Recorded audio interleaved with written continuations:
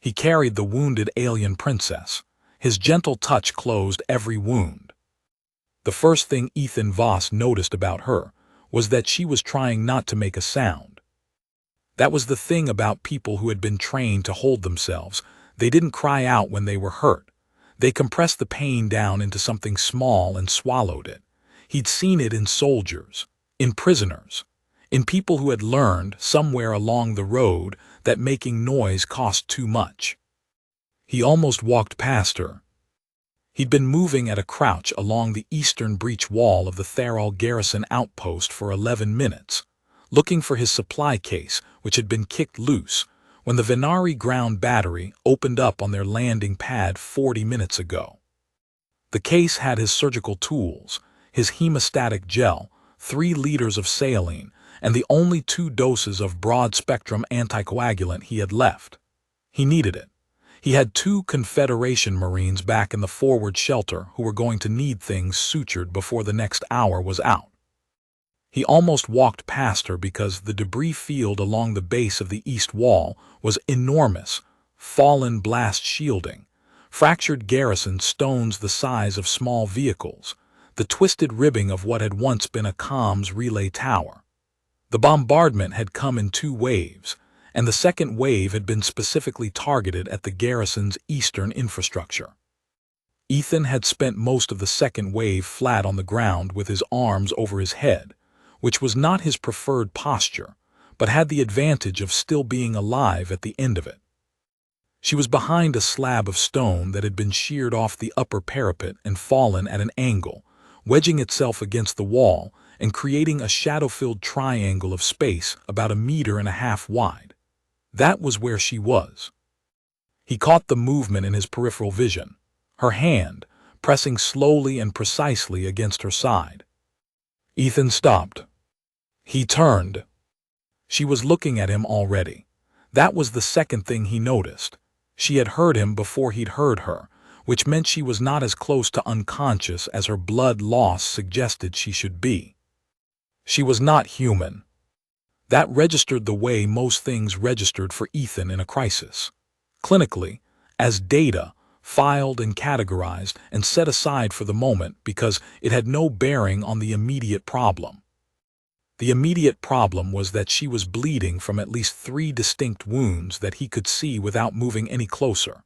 Her right arm was held at an angle that said fracture rather than dislocation, and the hand she had pressed against her side was dark with what looked, even allowing for her non-human physiology, like far too much of her own blood.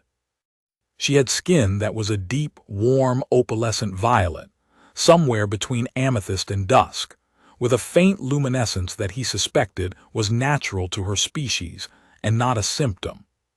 Her hair was unbound and dark with something, blood or ash or both, and it lay across her cheek and shoulder in a tangle. Her eyes, which did not leave him, were a pale silver white, with irises that had no clear boundary against the sclera, everything shading into everything else like watercolor. She had a wound at her collarbone that was the worst of them. He could see that from where he stood.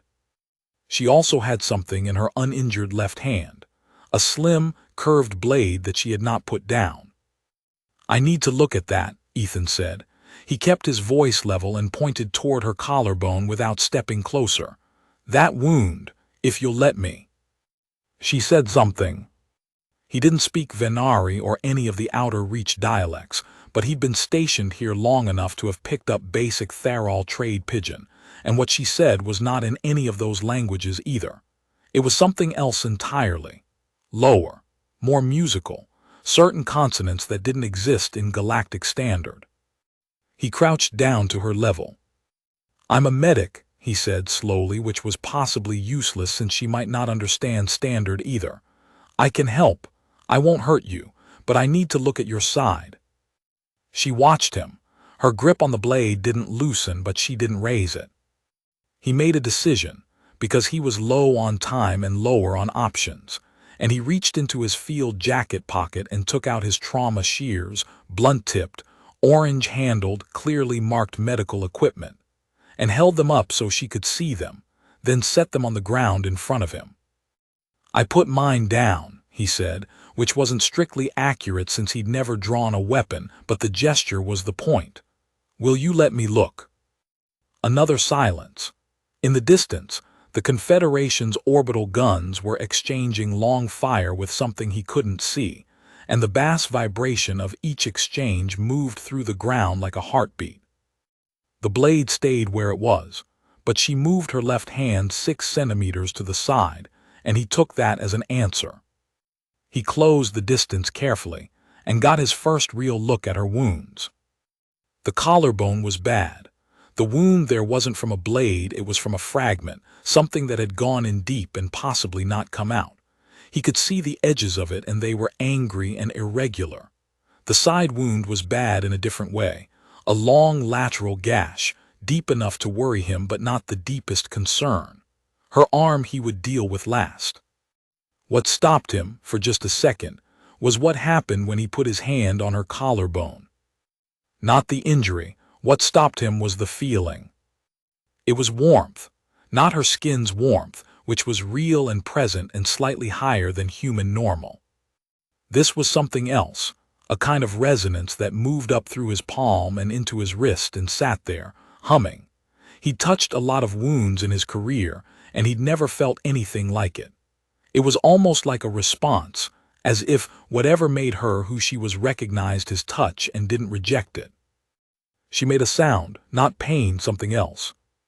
He filed it because he had work to do. "Okay," he said quietly, more to himself than to her. "Let's see what we're working with." He didn't find his supply case for another 22 minutes. What he did in those 22 minutes was treat her wounds with everything he had on his person, his field dressing, his 2 personal hemostatic packs, the single suture kit he always kept in his left chest pocket, because he'd learned 5 years ago that a medic who only carries supplies in his bag is a medic who sometimes has no supplies. He packed the collarbone wound first, because it was the one that could kill her quickly.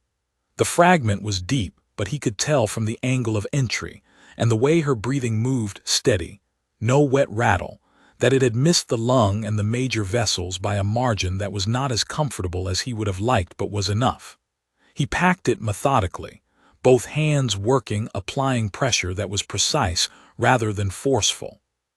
He'd learned that too over 9 years, that the instinct to push harder was usually wrong, that what wounds needed was sustained correct pressure and not panic.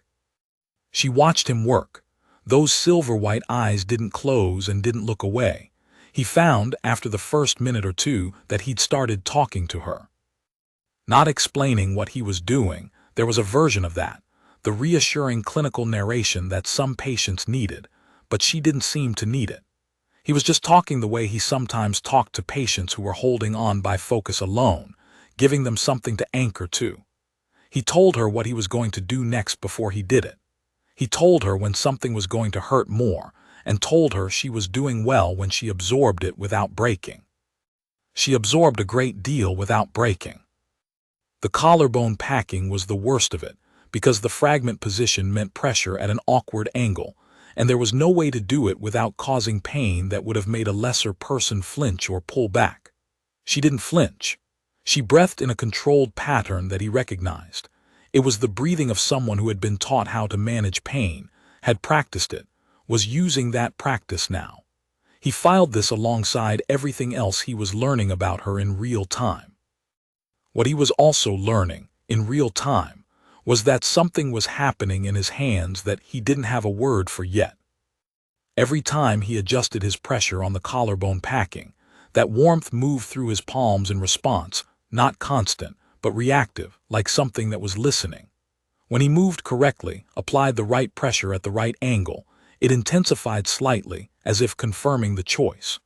When he was working against the geometry of the wound and needed to adjust, it quieted, not entirely, but enough that he started within the first few minutes to trust it as information. His hands had always been his primary instrument. 9 years had calibrated them to a precision that he knew and relied on. This was something added to that, a feedback he'd never had before, a conversation between his hands and the wound that was unlike any he'd experienced. He didn't examine it while he was working. He filed it, the way he filed everything else, and worked, because the work was what she needed. Her luminescence, he noticed, had changed. When he'd first found her, it had been flickering. He'd thought it was a symptom of blood loss, of systemic distress. As he worked, it steadied. Not bright, not restored to what he suspected was its normal state, but less erratic, less fragmented. More like a thing that had been caught in a wind and was now, slowly, finding stillness. He filed that too. He sealed the lateral gash with the suture kit, which was less than ideal field conditions for suturing, but the wound needed closing, and he worked quickly and cleanly. He set her arm with a rigid field splint and secured it with the sleeve of his own undershirt, which he tore into strips because he had no bandaging left. She held still the entire time. That was the thing that stayed with him.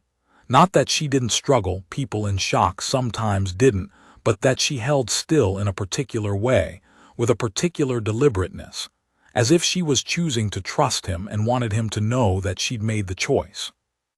At some point during the arm work, the blade had moved. He noticed it when he was finishing the last strip. The curved blade was now resting flat on the ground beside her, still within reach of her left hand, but no longer held. She had set it down. He didn't mention it. He finished the splint and sat back and looked at his work. "How does that feel?" he said, which was another thing that was possibly useless given the language gap. But she looked at the arm and then back at him, and her expression, he couldn't have described it precisely. Her face was structured differently, and he was still learning to read it, was something that he thought was closer to calm than it had been 10 minutes ago. "Good," he said to himself, "that's good." He was reaching for his kit when the sounds above the wall changed. The long-range fire from the orbital guns had shifted to something heavier, something that landed with a different percussion, and he'd been in enough combat zones to know what that meant. The perimeter had moved. He needed to get back to his people. He looked at her, she looked at him. "Can you walk?" he said. A pause. She moved her uninjured arm, pushed herself carefully to a sitting position more upright than she'd been, and he watched her assess her own body the way trained people assess themselves, methodically, in order of priority. Then she said something that was clearly in the affirmative register. "I'm going to help you up," he said. "Is that all right?" She didn't answer in words. She looked at his hands. He helped her up. She was taller than he'd realized, which happened sometimes with patients. Lying down flattened the scale of a person.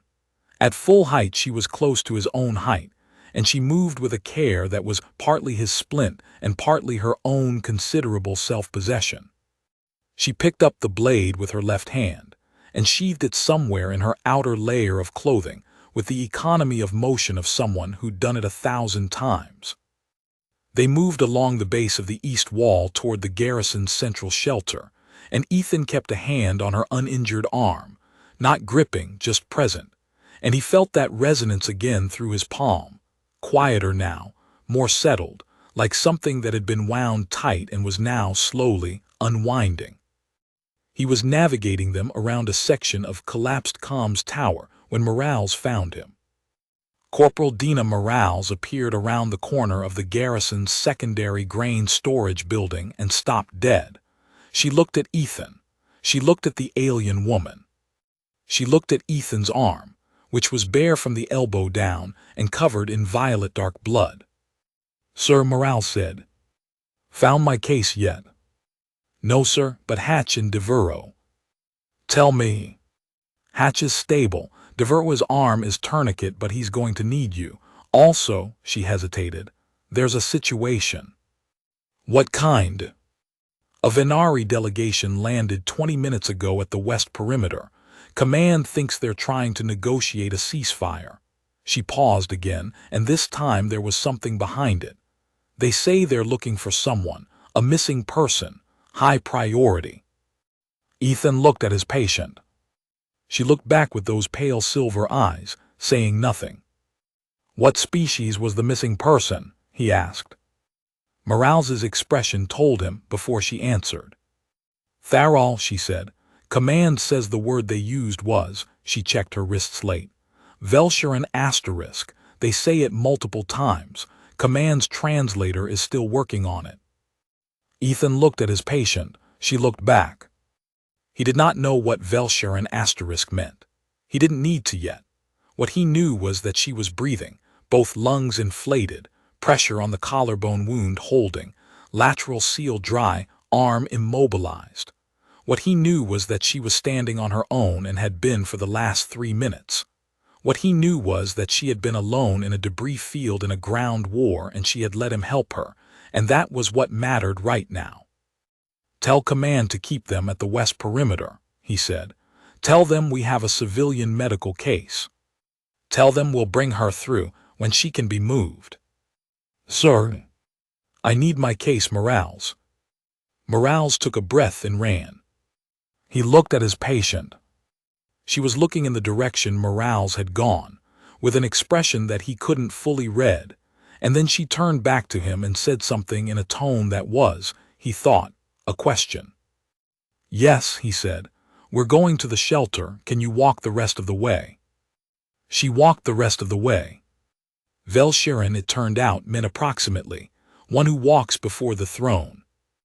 The Confederation's emergency translator gave him that 2 hours later, when the ceasefire talks had shifted from the west perimeter to the main garrison hall, when Hatch and Devereaux had both been stabilized and transferred to the evac shuttle, when the alien woman, his patient, had been identified by the Venari delegation lead as SciFi asterisk, third princess of the Theral Sovereign Compact. The word asterisk princess sat oddly in Ethan's mind. He'd been working on a princess for 2 hours without knowing it. He'd torn his undershirt into strips to splint a princess's arm. He'd spent both of his last hemostatic packs on a princess. He'd helped a princess across 30 meters of garrison courtyard with his hand on her arm, and she'd gone quietly and steadily, and none of that felt different in retrospect. But the word itself carried a particular weight that he was still adjusting to. She was sitting across the garrison hall from him now, because the Venari delegation had taken one look at her and descended on her in a way that was half relief and half barely controlled fury, and she had answered them in careful, even sentences that the translator picked up only partially. She was still wearing the field dressing he'd put on her collarbone. She had declined, apparently, to let anyone remove it. He watched her across the room while he finished writing his treatment notes on his wrist slate. She was formally composed in a way that was different from the contained stillness she'd had in the debris field, that had been inward, deliberate, a person deciding something. This was outward, practiced, the face a person wore when they were performing a role they'd been performing for a long time. She answered the delegation's questions without hurrying and without what he'd call visible emotion, and only once, when one of the delegation members said something emphatic and gestured toward the east wall, did her expression do something that was recognizably human in structure. A small flattening around the eyes that meant she'd heard this before and had decided not to argue with it. She looked up and found him looking. He looked back down at his notes. The Venari delegation lead, a tall, angular figure in formal plate who had introduced herself as Commander Issel, came to stand in front of Ethan a few minutes later. You treated her, Issel said. This was not a question. Yes. You are a medic. I am. Issel looked at him for a long moment with the particular expression that Ethan had come to recognize as the alien equivalent of trying to decide whether someone was a threat or an asset. Her physicians will need to review your treatment, she said finally. I'd expect that. My treatment notes are basic because I was working in a debris field, but I'll give you everything I have. Another pause. The princess has communicated several things to us, Issel said, since we reached her. Among them was an account of how she came to be in the east wall, a beat, and how she came to leave it. She walked, Ethan said, with help. Issel regarded him. Theral do not generally accept contact from non-Theral in medical contexts. Ethan thought about the warmth he'd felt when he'd first put his hand on her collarbone. He thought about the way she'd held still. She didn't seem to have strong feelings about it, he said. Issel's expression shifted into something that was, possibly, as close to humor as her species managed. She did not, Issel agreed, and something in the cadence of it suggested that this was, in fact, remarkable. Is that unusual? He asked. Issel considered him for a moment. In my experience, she said carefully, yes. He found his supply case under 3 meters of fallen comms tower ribbing at the end of the day. Most of what was inside was still usable. He filed a resupply request anyway, because his hemostatic stock was gone and the anticoagulant was gone, and those were not the kinds of gaps a field medic wanted going into a transitional period, even one with a ceasefire attached. He was packing what remained of his kit when SciFi crossed the garrison hall to him. He knew it was her by the sound of her footsteps. She moved in a particular way, weight distributed toward the outside of each foot, which he'd clocked when she'd walked on her own from the debris field, and he turned from his kit and straightened. She'd been given a clean outer robe by the delegation, dark blue and formal, but she'd kept the field splint on her arm and the dressing at her collarbone. Both of those things, he noticed, looked very precisely the same as he had left them. She stood close enough to talk and far enough to leave. She said something in standard that she'd clearly assembled carefully, because the phrasing was correct but formal in a way that said translation assistance rather than fluency. Your hands are unusual. Ethan blinked. I'm sorry. When you placed your hands, she paused, looking for the word. On the wounds, there was another pause, a small precise gesture with her uninjured hand touching just the air in front of her sternum. Warmth, not surface warmth. Interior. He had felt it too, but he hadn't said that because it hadn't seemed professionally relevant. Some people find touch reassuring, he offered.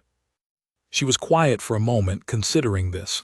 Tharol do not, she said, in general. But you did. She looked at him with those pale silver eyes and said nothing, which was, he was beginning to understand, how she answered questions she had decided were answered by context. Will you be all right? He asked instead. My physicians are confident. A pause. Commander Issel says the ceasefire will hold through the transitional period if the Confederation agrees to withdrawal terms. Good. Is it? She said, and it wasn't quite a question. He considered that. It means fewer people getting hurt, he said. So yes. She was quiet again. He was starting to read the quality of her silences. This one had a particular weight to it, like something being turned over, examined, set carefully down.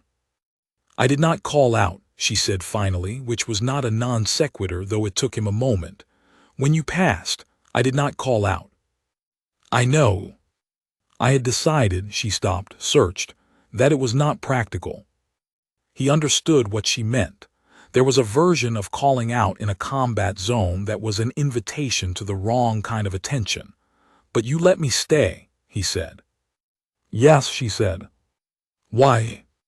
This silence was different again. Something behind it that was not uncertainty, something more deliberate. Your hands, she said finally, felt as though they knew what they were doing. Ethan Voss, who had been a field medic for 9 years and had never particularly thought of his hands as anything except tools that had been trained, looked down at them. Both still bore the faint staining of her blood violet dark, drying to something closer to deep indigo at the edges. He hadn't been able to clean up fully yet. They do, he said, know what they're doing.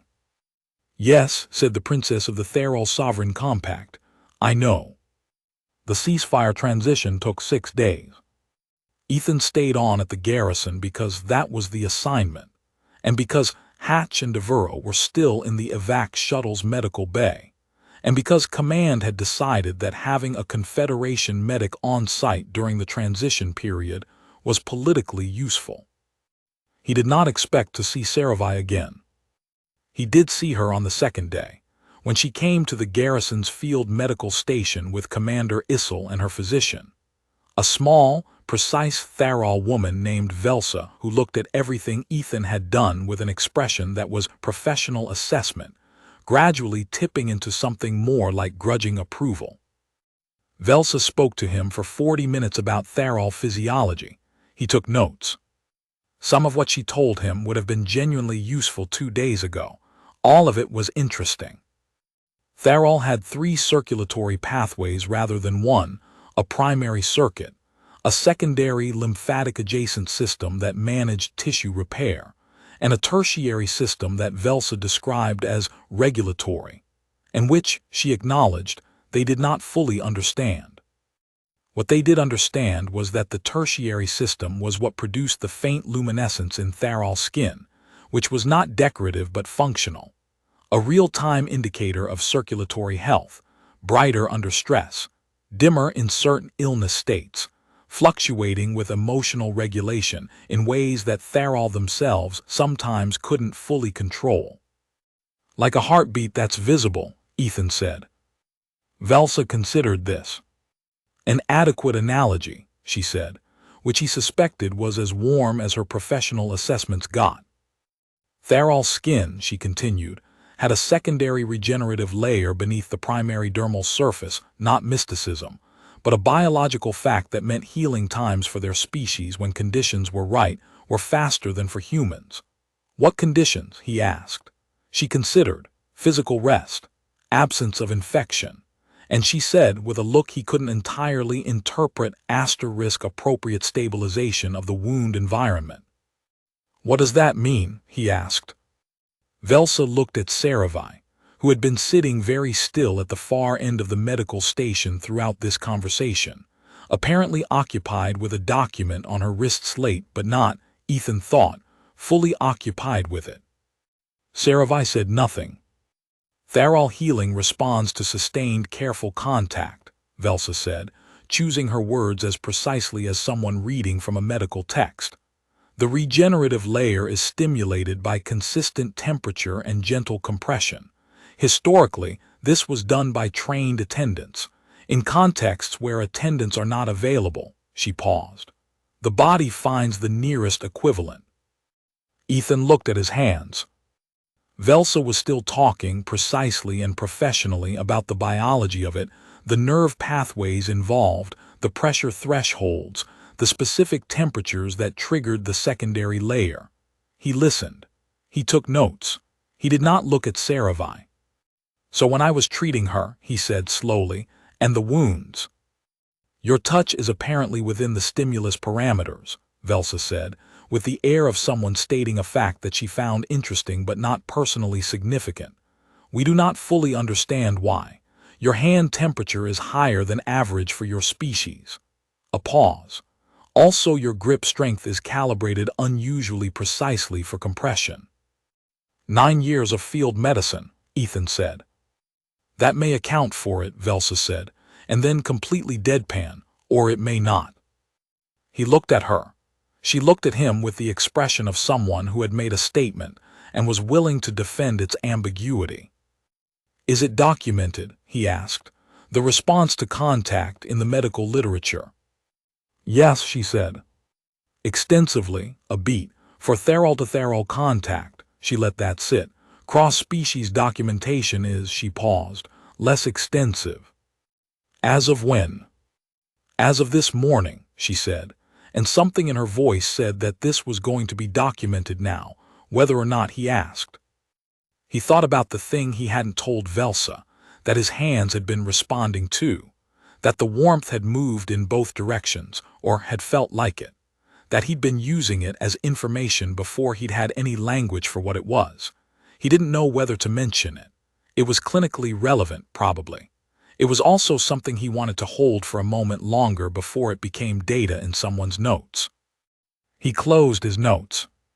Across the room, SciFi had put her wrist slate down. She was looking at the far wall, which had nothing on it worth looking at, but she was looking at it with the focused attention she brought to things that required focus. He noticed, from this distance, that her luminescence was different in this room than it had been in the debris field, steadier, more evenly distributed, the faint violet-adjacent glow of it visible even at the collarbone where the dressing was, as if the secondary layer was announcing its own progress. He thought about what Velsa had said. The body finds the nearest equivalent. He thought about what the nearest equivalent had been, for 2 hours in a field setting with no trained Therol attendants, and a human medic working entirely by instinct and training, and a feedback he hadn't understood. He thought about the fact that it had been enough. On the 4th day, he found SciFi in the garrison's east garden. He had not been looking for her. He had been looking for a mineral sedative used for Therol fever suppression, which Velsa had told him was kept in the garrison's secondary supply closet on the east side. He had found the supply closet and the sedative and had come back out into the corridor, and the corridor had opened onto the garden. She was sitting on a low stone bench. The arm splint was still on. The dressing at her collarbone had been changed, Velsa's work probably, but it was in the same position his had been, the same size, which told him either that Velsa had been precise in matching his placement or that SciFi had been specific about how she wanted it done. He suspected the latter. She was not reading or doing anything he could identify. She was simply sitting, face turned up toward the sky, which was the particular gray gold of late afternoon on this world. Her eyes were open. She did not appear to notice him. He was turning to go when she said, without moving, "The light here is wrong." He stopped. "Wrong how?" "Too much red spectrum." A pause. "Therol light is cooler, more blue." She turned her head toward him. "You did not expect to find me here." "No." "Sit," she said. It was not a command, quite. It was the tone of someone who was accustomed to being understood without having to soften things. He sat, not next to her, on the low retaining wall across from the bench, which kept a respectful distance between them. She watched him do this and said nothing about it. "Velsa says your treatment was adequate," she said. "Adequate is a good word. She means it as a compliment." "I know," he said. "I've met physicians like her." Something crossed her face that might have been amusement. It was brief. "She also says," SciFi continued, "that the collarbone wound is healing faster than it should." Ethan said nothing. "Her hypothesis is that your initial packing created ideal conditions for the secondary regenerative layer to activate." She paused. "She has 3 pages of notes on your hand temperature." She mentioned the hand temperature. "She finds it medically significant." SciFi looked at him. "I find it," she stopped, selected, "interesting." "As a patient," he said. "A beat, yes," she said, "as a patient." He looked out at the garden. It was not a very good garden. It had been planted by garrison staff with whatever they could get, the plants chosen for hardiness rather than aesthetics. There was a low-growing thing along the south wall that had orange flowers he didn't know the name of. In the late afternoon light, the orange was almost warm enough to be its own light source. "Why did you stay in the debris field?" he asked. He'd been wondering since day one. There were shelters closer to the center of the garrison. Therol civilians were evacuated to the inner precinct. "I was separated from my escort," she said. "At the beginning of the bombardment." "Before it." She paused, precision, working out what to say and what not to. "I had gone to the east wall to speak with the garrison supply commander about the distribution delay for the Therol civilian quarter. This is not," another pause, "typically a task for someone in my position." "But you went yourself." "The distribution delay had been ongoing for 40 days, she said simply. "Someone with the authority to resolve it needed to go." He thought about that. He thought about a princess deciding that 40 days was too long, and that waiting for the appropriate process to move through the appropriate channels was also too long, and going herself to the garrison supply commander, which had apparently resulted in her being on the wrong side of the wall when the bombardment started and being separated from her escort, and ending up alone in a debris field deciding it was not practical to call out. He thought about what kind of person did that. What kind of calculation sat underneath it, not recklessness, because she didn't read as reckless. She read as precise. The kind of person who looked at a problem and decided that the direct solution was worth the cost, and who had the authority to bear that cost herself rather than send someone else to carry it. He'd met generals who operated that way. He'd met none of them in supply corridors on foot. "Did you resolve it?" he asked. "A beat." The supply commander agreed to the new distribution schedule, she said. "We had finished the meeting. I was returning to the inner precinct when the attack started." Another pause, and then, dryly, "The distribution schedule will be implemented when the transitional period ends." "Then it worked," he said. "Yes," she said, "and then at some cost." "You're alive," he said. "So the cost was manageable." She looked at him with those silver-white eyes for a long moment. There was something in her expression that he couldn't fully name, not surprise, exactly, but something adjacent to it, as if she hadn't expected that particular calculation to be made on her behalf. "You think in outcomes," she said. "Occupational habit." "Velsa also thinks in outcomes." A pause, but differently. She tilted her head slightly. "When you were treating me, in the debris field, did you think about the outcome?" He considered the honest answer. "I thought about the collarbone wound," he said. "That was the priority. I thought about sealing the lateral gash before it got worse. I thought about your arm, but I knew it could wait because it was a fracture and not a bleed." He paused. "I thought about my supply case, because I knew I was going to run out of materials and I didn't know what I had left." "And me," she said, "did you think about me?" The question was plain, in the particular way that very direct people asked plain questions, without the softening that suggested they expected a softened answer. "You were the patient," he said.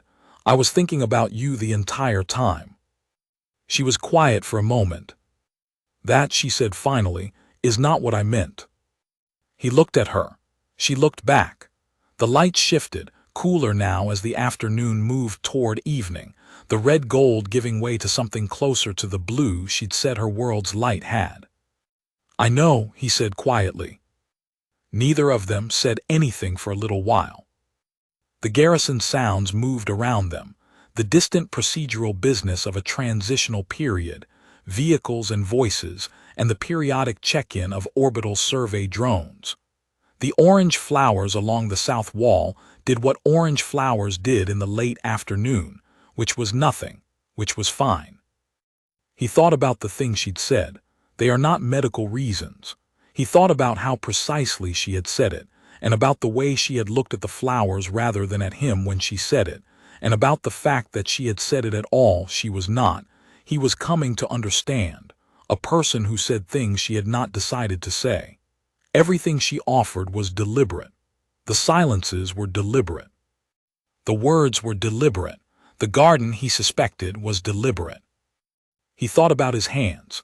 He thought about the warmth in them that first moment, the resonance, and about Velsa's 40 minutes of explanation that had made the warmth explicable in physiological terms, and had somehow not made it feel less like what it had felt like, which was recognition. Something in her that had recognized something in him. A body that had found, in the worst moment, exactly what it needed and had not rejected it. He was a medic. He spent his career finding what broken things needed and giving it to them. He was very good at it.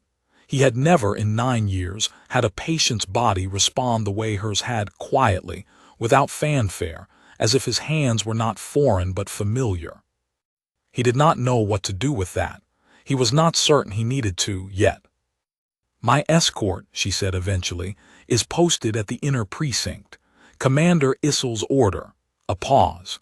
"They have been informed that I came to the garden alone and that this was my choice." He understood what she was saying. "And was it?" he asked. "Yes," she said. He sat with that for a moment. "I'm leaving in 2 days," he said. "Yes," the withdrawal. A beat. The garrison will transfer to Tharol administrative authority at the end of the transitional period.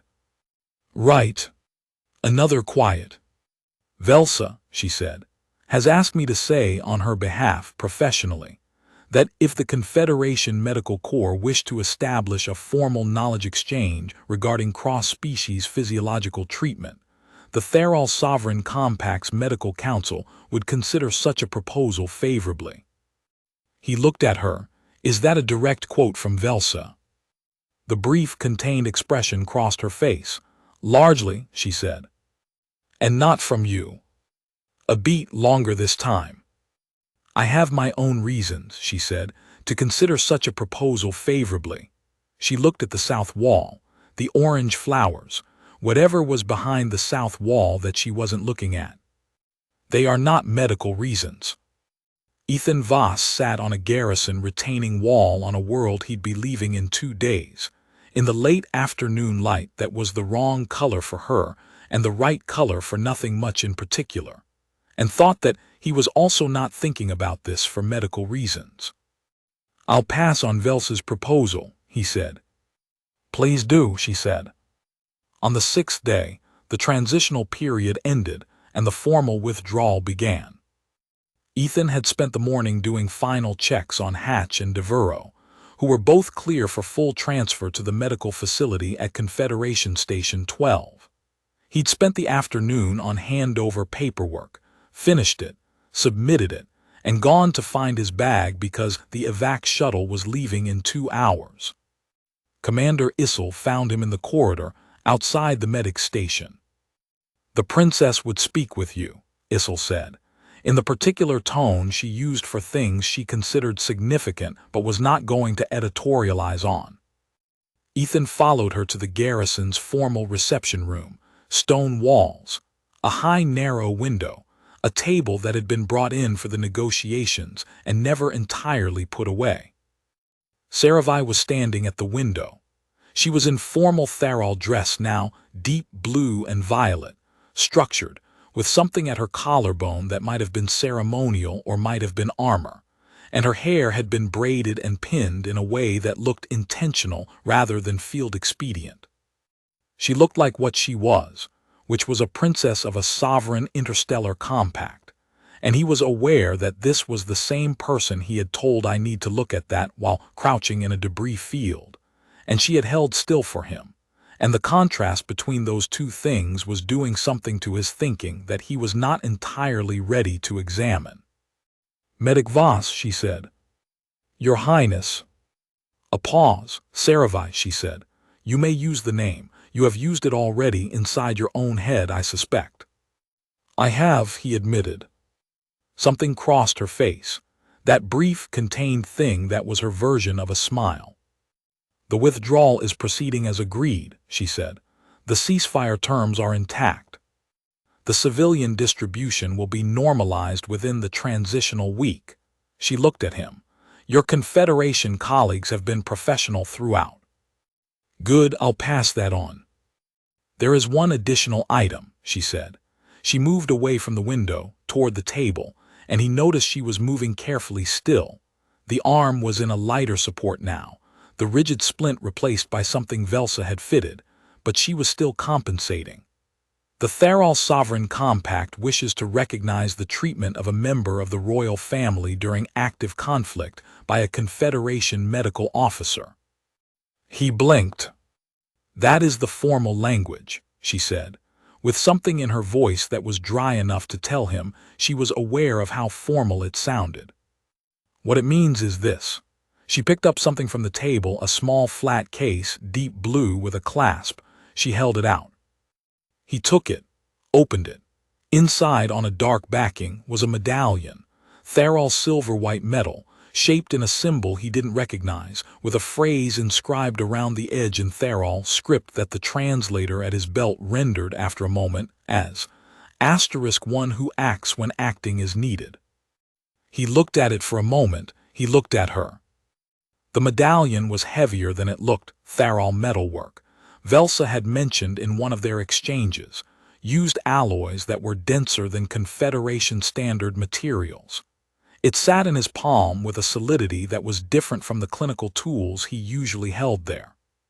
He turned it once, and the inscription caught the light from the narrow window. One who acts when acting is needed. He thought about the debris field. He thought about his supply case kicked loose in the bombardment, about Hatch and Devereaux in the forward shelter waiting for him, about the moment he had caught the movement of a hand pressing against a side and had stopped anyway. Because what else do you do when someone is bleeding and they're in front of you and you are the person who can help? He had not thought of it as a choice at the time. He'd thought of it as a fact. The medallion suggested it had been a choice. The medallion suggested it had been seen. There is also a formal letter of recognition, she said, which Commander Issel will transmit to your Confederation command if you are willing. I'm willing. And she stopped. In the particular way she stopped when she was deciding what to say next. There is a third thing. He waited. The Theral Sovereign Compact will be establishing a medical exchange program with the Confederation. Velsa has already submitted the proposal. It will take time, a small gesture. These things always take time, but it is submitted. A medical exchange, he said. Yes. Is this, he considered how to ask this, is this the kind of program that would need a specific liaison on the Confederation side? She looked at him steadily. I imagine, she said, that it would be most efficient with a liaison who had existing familiarity with Theral physiology and treatment protocols. Velsa spent 40 minutes explaining Theral physiology to me. She has since spent considerably longer, SciFi said, on written documentation, which she has forwarded through official channels to your Confederation Medical Corps. He looked at her, she looked back. The program, she said carefully, will require visits, periodically, to Theral sovereign space. A pause. It would not be unusual for the initiating parties to be present for those visits. You, he said. Among others, she said, the program is large, there will be many participants. But you, he said again. Another pause, longer. Yes, she said. Possibly. He looked down at the medallion. One who acts when acting is needed. He thought about a debris field, a blade that had not been raised. The warmth he'd felt when he'd first put his hand on her collarbone and had not known what to make of it.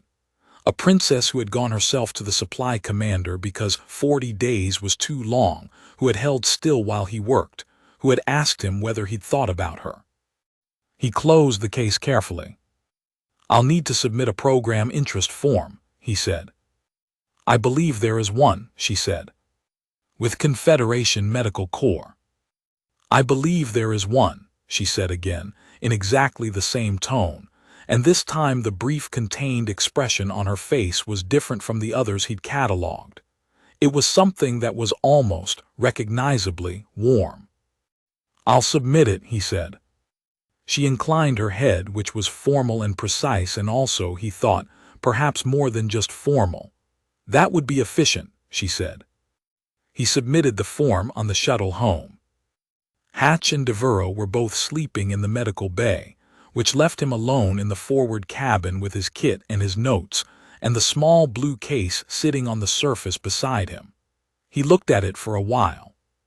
He thought about 9 years of field medicine, and how most of those years had given him very clear parameters for what his hands could and couldn't do, and how certain of those parameters had apparently been wrong. He opened his treatment notes from day one. He had written them quickly and pragmatically, the way you wrote field notes, all data and observation and decision logic. He read through them now and found the line he'd written after the first examination, patient held still, cooperative, unusual. He remembered writing it.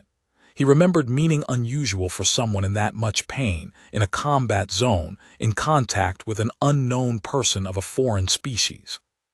He understood now that it had meant something else too. He closed the notes. He opened the form. He filled it out with the same care he brought to field notes, specifically, without unnecessary elaboration, noting relevant qualifications and prior cross-species medical experience. The form had a section for reason for interest in the program which was asking for professional reasons in a professional context, and he wrote those down, and they were true, and they were not the only reasons. He submitted it. He looked at the medallion one more time, one who acts when acting is needed, and thought about the phrase for a while. He'd been given commendations before. The language of commendations was usually about valor, about mission completion, about specific tactical outcomes. This one was different. This one was about the quality of a decision made in a moment when there were choices. He treated an alien woman he didn't know in a combat zone when he could have moved on to find his case, because she was bleeding and she was there, and not helping her had not been a real option. He didn't think of that as remarkable. He thought of it as the thing a person did. The Tharol, it seemed, found it remarkable anyway. That was its own kind of information about a world he was beginning to learn. He put it away. Outside, the dark moved past the viewport, and Confederation Station 12 was still 7 hours out, and somewhere behind him, at the speed of diplomatic correspondence and medical exchange proposals, and the particular slow march of things that were going to happen but hadn't yet, something that had started in a debris field was still unfolding. He could wait for it. He was, after all, a patient man. The first visit was 8 months later. The medical exchange program had been approved by both governments in the 5th month, delayed in the 6th by a procedural challenge that Ethan hadn't fully understood, resolved in the 7th by what command described as an unusual degree of personal engagement from the Tharol Compact's royal office, and launched in the 8th. Ethan had submitted his liaison interest form on the shuttle home. It had been processed in 3 days, which was faster than any form he'd ever submitted to the Confederation Medical Corps. He had noted this to the processing administrator, who had given him a look that said she was not going to editorialize, but that she had opinions. In the intervening 8 months, he had read everything Velsa had sent through official channels, which was substantial. He had attended a 3-day symposium at Station 12 on cross-species medical protocols that had been organized largely in response to the exchange program's early documentation. He had corresponded with Velsa directly, brief, professional exchanges about treatment methodology, wound management across physiological variation, the secondary regenerative layer, and the conditions that optimized it. And the correspondence had been useful and had not mentioned anything that was not clinically relevant, which he respected. He had not corresponded with SciFi. There had been no formal channel for it. The formal channel was the exchange program, which had not yet launched. He had once received through Issel's office a brief administrative note confirming that the Princess SciFi had been formally appointed as the Tharol Compact's lead representative to the exchange program, and he had read it twice and filed it. He traveled to Tharol Sovereign Space on a diplomatic courier vessel with 4 other medical officers and a small Confederation cultural liaison team. The Tharol reception delegation met them at the orbital station. Velsa was there, with her notes and her professional assessment expression, and 3 research questions she had apparently been holding for 8 months, which she presented to Ethan within the first 4 minutes of the reception in the tone of someone who had been managing a backlog. SciFi was not there.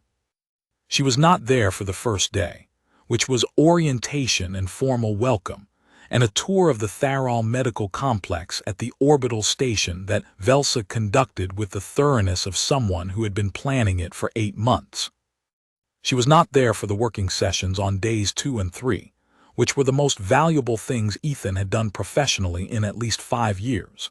He learned things about physiological variation across species that would change how he worked for the rest of his career. Velsa's 3 research questions turned out to be the opening of a conversation that ran for 6 hours on the second day, and which they'd had to table because there was a formal dinner. She was there at the formal dinner. She came in with the full Tharol court formality that meant announcements and a cleared path, and the particular way that everyone in the room oriented subtly without appearing to. And she was in formal dress again, different from what he'd seen in the garrison's reception room. More complex, more color, something deep gold at her shoulder where the collarbone dressing had been. And she looked like what she was, which he was getting better at holding alongside what he also knew she was, which was the person who had been pressing her hand against her side in a debris field and had let him stay. He had wondered in the 8 months between whether it would be different, whether the context of a formal state dinner on a Tharol orbital station would flatten the thing that had existed in a garrison on a contested world into something that was just protocol and diplomacy. It was not different. She came to the Confederation table during the open portion of the evening. She greeted the team correctly and warmly and asked Velsa a question that generated a brief excited exchange about the working session findings. Then she turned to Ethan. "Medic Voss," she said. "Your Highness," he said, and then Saravai. The expression crossed her face. "The arm," she said, "is fully healed." Velsa's documentation notes that the collarbone wound healed in approximately 40% of the expected time. "Ideal conditions for the secondary regenerative layer," he said. So she maintains, a pause, "I maintain the same." He looked at her. The gold light of the formal dining hall was the warm kind, which was different from the red spectrum late afternoon light in the garrison garden, which had been different from the gray field light of the debris field, and she looked different in each of them. But the eyes were always the same, pale silver white, no clear boundary between iris and sclera, everything shading into everything else. "I'm glad you're well," he said. "Yes," she said, "I know." He smiled. She looked at him for a moment longer than the formal occasion required. "The program has 8 months of funding confirmed," she said, "with renewal review at the end of the first year. I am told the outcomes data already supports continuation." "That's good." "There will be a second visit," she said, "in the 4th month of the next cycle." A pause, and a third. "The schedule is not yet finalized." "I'll put in the form," he said. "I would recommend it," she said. And then quietly below the level of the formal dinner's ambient noise, in a tone that was not formal at all, promptly. He looked at her. She looked back, perfectly composed, perfectly contained, silver-white eyes with no clear boundary, everything shading into everything else, and he thought about the warmth he'd felt in his hands in a debris field on a world that was now 8 months behind him, and how it had hummed there, not going anywhere, as if it had known something he hadn't caught up to yet. "I'll submit it tonight," he said. She inclined her head.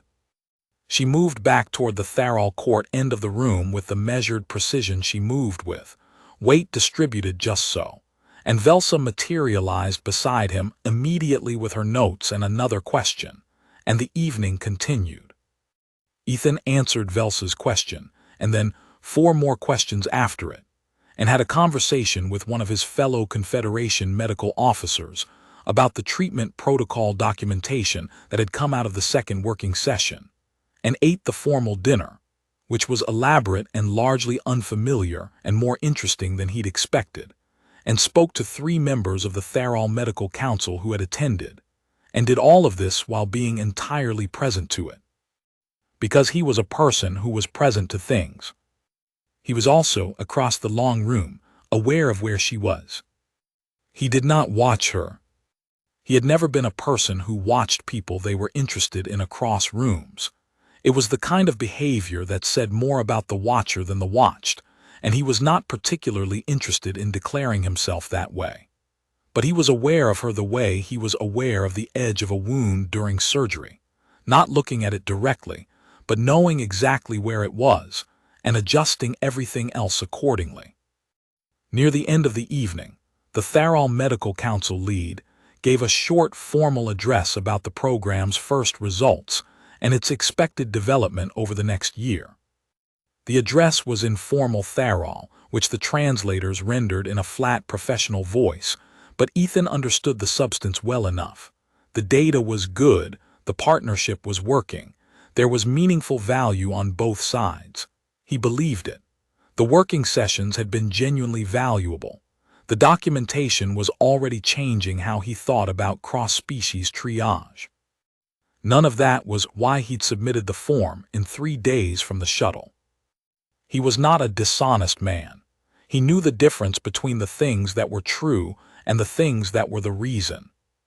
Across the long room once, SciFi looked back at him. He saw it. He thought she knew he would. He put in the form that night, sitting in the exchange program's guest quarters on a Tharol orbital station, with the stars outside the viewport doing what stars did in deep space, which was everything and also nothing, all at once. He submitted it before he went asleep. He was, as it turned out, a patient man, but he was also a man who knew how to act when acting was needed.